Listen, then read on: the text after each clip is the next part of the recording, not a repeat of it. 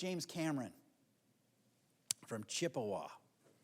And there's a scene, I remember this from years ago. It kind of gave me the chills. And that was in his classic movie, The Terminator. Great theological exercise. I remember the scene in the first Terminator movie, and Kyle Reese, Michael Biehn plays the role. Kyle Reese has gone back in time to keep the Terminator, Arnold, to keep the Terminator from killing Sarah Connors. He doesn't really know what's going on. He grabs her. If you want to live, come with me. Takes her in the car. He has trouble believing this. And this is what he says. Listen and understand. That Terminator is out there. It can't be bargained with. It can't be reasoned with.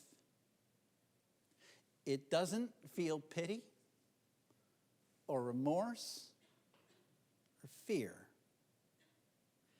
And it absolutely will not stop ever until you are dead. And she says, can you stop it? And he replies, I don't know. With these weapons, I don't know. What a description of the devil. What a kind of a picture of his malevolent power. I heard that in the movie. And then listen now to something very similar from the lips of Martin Luther, who know about dueling with the devil. He says, the devil takes no holiday. He never rests.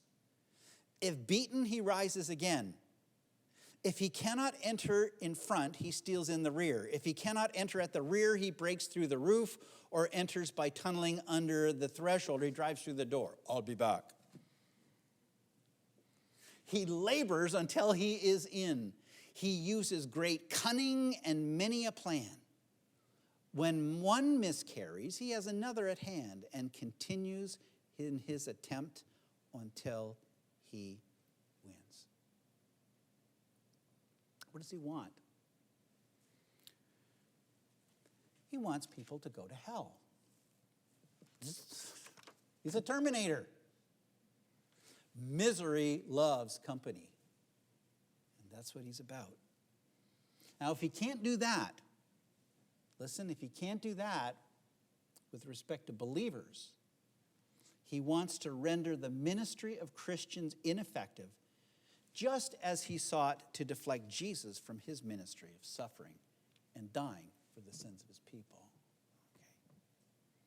Now, folks, in the movie, Kyle Reese didn't know if he had weapons to stop the Terminator.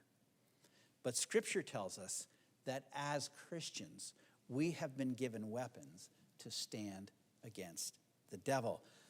Chiefly, Ephesians chapter 6, the whole armor of God. And that's where we want to go next and think about it. For today, very simply this. Let's come to terms with a basic fact. We're dealing with a devil and demons, Satan and demons, who are fallen angels and who are in themselves much stronger than we are in ourselves.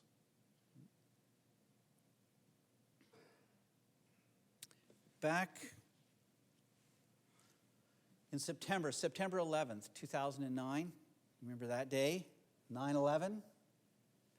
There was an evangelist who was on a plane heading back to the United States, and the plane was diverted to Iceland because everything was grounded.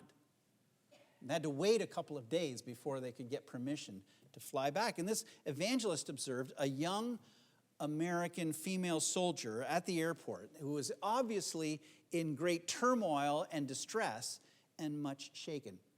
So the evangelist engaged her. I mean, what has got you so deeply troubled with this? Do you know what she said? I didn't join the army to go to war.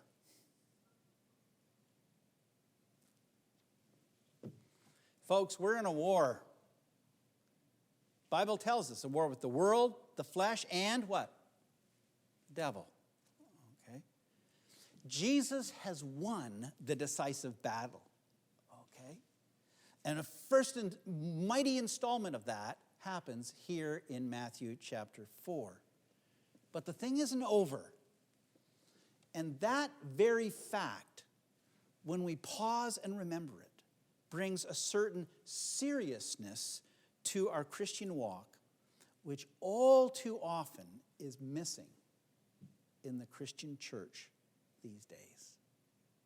Next week, we turn to a simple question, a question which Scripture loves to answer, and the question is, what do we do about it? We'll look to that next Sunday. We're going to close with our hymn. It's number 95.